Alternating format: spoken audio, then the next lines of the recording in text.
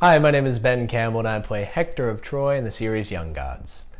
Young Gods takes place in the ancient Greece around 1300 BC and has a lot of the characters that you might be familiar with from Homer's Iliad.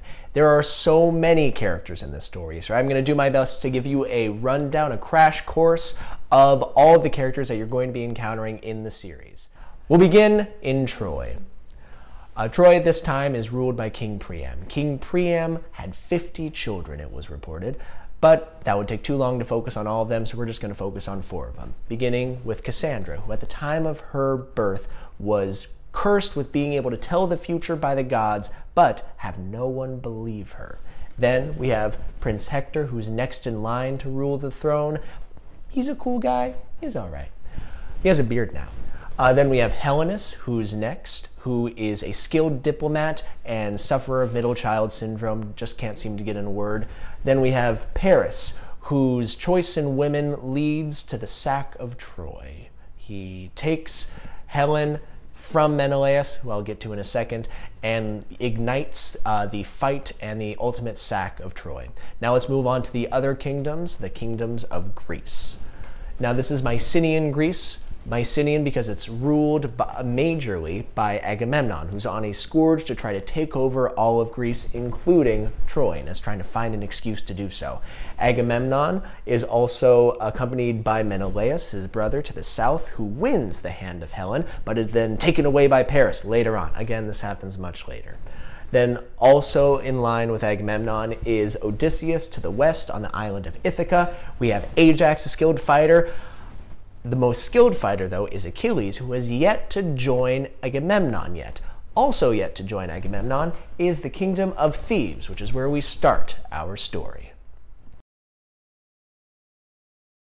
Kingdom of Thebes at this time is ruled by King Eetion. King Eetion also had a lot of kids, beginning with a.k.a. and Eryx. A.k.a. and Eryx are 2 very docile children who are just waiting for their time to rule and aren't really worried about King Agamemnon's trying to defeat and destroy all of Thebes, which isn't cool.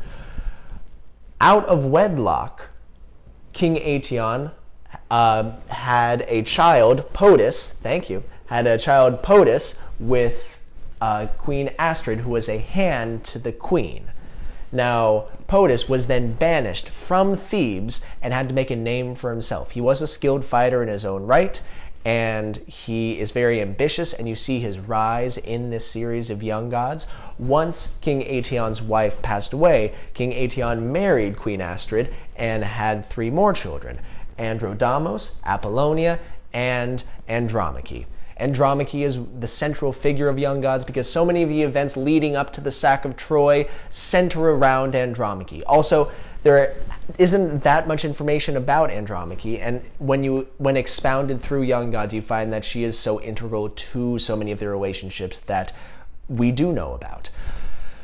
I hope that this brings some clarity to everything that you do or don't know about ancient Greece, and I hope it makes your experience of watching Young Gods more fun. So thank you for watching. Go ahead and subscribe if you haven't already so you can keep updated with all of the exciting stories that have yet to be told in Young Gods. And thank you for watching, and have a great day. Or don't. We got merch. We got merch. We don't have merch yet, though. But we got mulch. How's it? That can't stay in, right?